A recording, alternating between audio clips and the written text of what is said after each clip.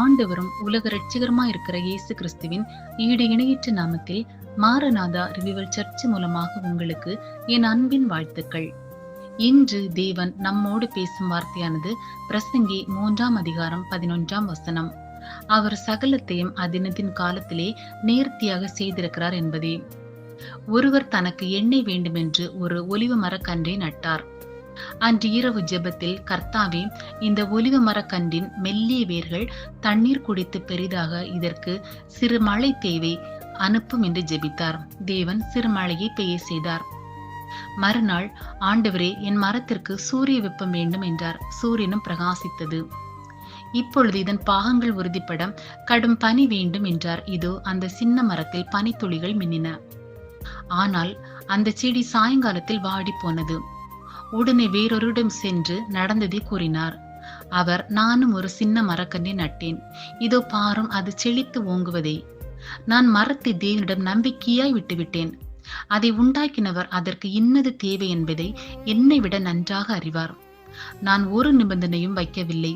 தேவனே, அதற்கு புயலோ வெயிலோ காற்றோ மழையோ எது தேவையோ அதை அனுப்பும். சிருஷ்டித்த நீர் அதன் தேவைகளை அறிவீர் என்று ஜெபித்தேன் என்றார். பார்த்தீர்களா பிரியமானவர்களே, நம்முடைய பிதாவாகிய தேவன் சகலத்தையும் அதினதின் காலத்திலே நேர்த்தியாக செய்து முடிப்பவர். ஆனால் நாமோ தேவன் இப்படித்தான் நம் வாழ்க்கையில் செயல்பட வேண்டும் அல்லது ஆசீர்வதிக்கப்பட வேண்டும் என்று எதிர்பார்க்கிறோம். நாம் விரும்பும் காரியங்கள் நிறைவேறாமல், நாம் விரும்பாத காரியங்கள் நடக்கும்போது தேவன் என்னை மறந்துவிட்டார் என்று நினைக்கிறோம். ஆபிரகாம் கூட இப்படி ஒரு சூழ்நிலையில் மனம் பதறி தேவனிடத்தில் விண்ணப்பம் செய்தார். சாராள் மூலம் தேவன் கொடுத்த வாக்குத்தத்தம் தாமதமான போது ஆகார் மூலம் ஒரு சந்ததியை உருவாக்கி இஸ்மவேல் உமக்கு முன்பாக பிழைப்பானாக என்று தேவனுக்கு ஒரு ஆலோசனை சொல்லி விண்ணப்பம் செய்கிறார்.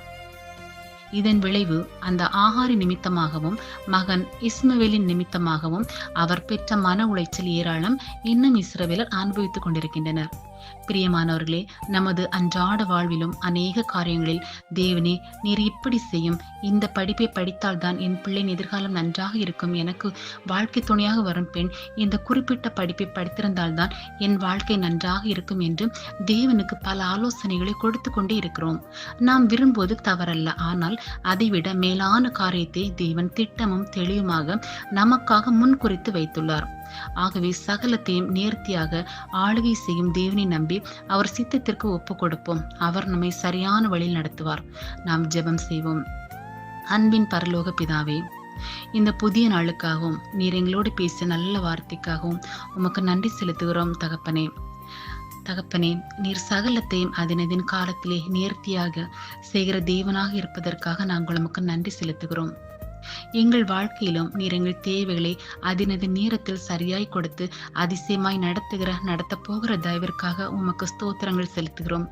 நீர் எங்களை நடத்துவதற்கு தடையாக எங்களிலே காணப்படுகிற எல்லா காரியங்களையும் எடுத்து போடும். நீரே வழிநடத்தும். உமக்கு சித்தமானதை எங்கள் வாழ்க்கையில் நிறைவேற்றுவீராக. எங்கள் ஜெபத்தை கேட்டு எங்களுக்கு பதில் கொடுப்பவரே உமக்கு நன்றி. இயேசு கிறிஸ்துவின் வல்லமையுள்ள நாமத்தில் ஜெபிக்கிறோம். ஜெபம் கேளும் ஜீவனுள்ள நல்ல பிதாவே. ஆமேன், ஆமேன்.